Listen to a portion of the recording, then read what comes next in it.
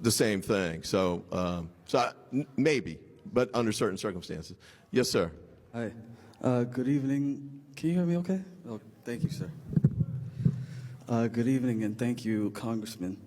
I'd like to ask you a general question about the corrupting influence of money in politics.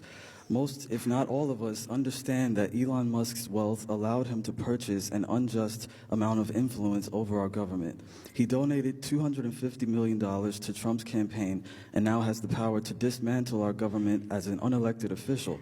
The topic of campaign finance reform is very important, and I personally like the idea of publicly funded elections.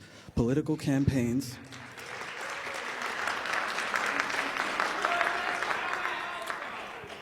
campaigns should be funded by the federal government's tax revenue instead of corporations and PACs. That way, big moneyed interests that plague both the Democratic Party and the Republican Party would be eradicated. The voice of the American people would no longer be drowned out by the voice of corporate interest groups and political action committees.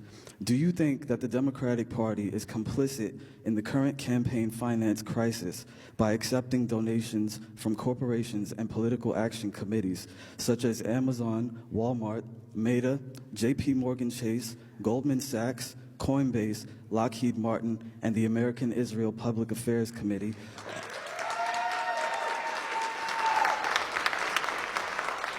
otherwise known as AIPAC?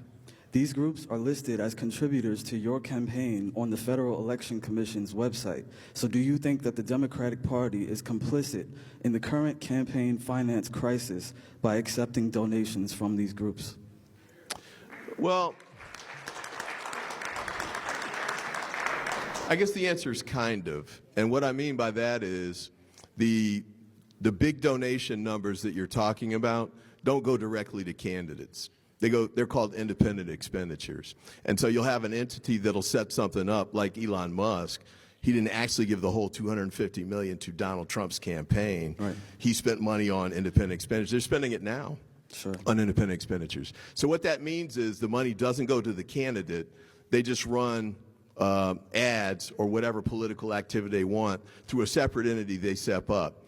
And it can be supporting that candidate. In fact, that's why they do it.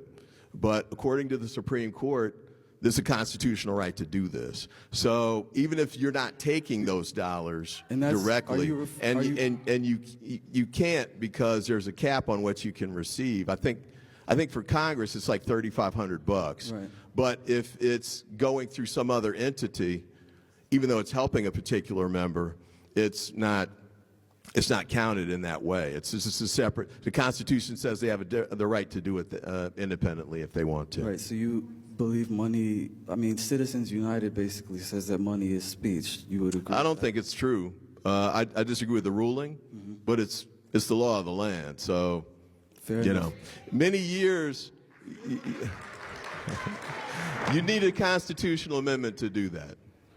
Fair enough. The first bill I worked on. Hold up. Everyone wants money out of politics. If you ran on that, you would win. You would win.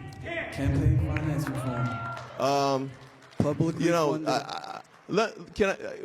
I hate to answer because he interrupted you, but sorry. I mean, the bottom line though is. Independent expenditures are not going away anytime soon. The bill that I worked on when I was a staffer 30 years ago was called McCain-Feingold. And that was aimed at trying to get money out of politics by setting these restrictions on what was called then soft money. And that was passed, and it was successful for about 5 minutes, because then they set up the independent expenditures process to loop around it. So within... I mean, the ink wasn't even dry on the bill before it got circumvented. Right. So unless we can fix this, and I think it's unlikely that's going to happen anytime soon, it's going to continue in that way. Okay. The key, I think, is to make sure that we try and raise the money. The real counterpoint to what's happened on that front is the growth in small donor donations. It started with Barack Obama, and it's grown. So you've got people who can raise millions of dollars with $5 and $10 increments. So Obama had grandmothers giving him $10 a month. That added up. Before Barack, nobody thought that was a good way to raise money. But what they saw was when you got enough people together to do that, you could raise money. And he did. At that point, he'd raised more than anybody in the history of the country. Right. So that's the counterpoint that we need to focus on. Okay, I appreciate it, and God bless you. And I just want to say, you know, there was someone who was asking who's going to lead the resistance. All of us here, we are the leaders of the resistance. And I just want to say there is a protest coming up April 5th. It is called the Hands Off Rally. April 5th, it is a nationwide protest. Get involved if you're able to get involved, because we are the resistance. Thank you. All right. Yes, ma'am. Testing. Tap it, yeah. Yes, absolutely. April 5th. Hope everyone will be there.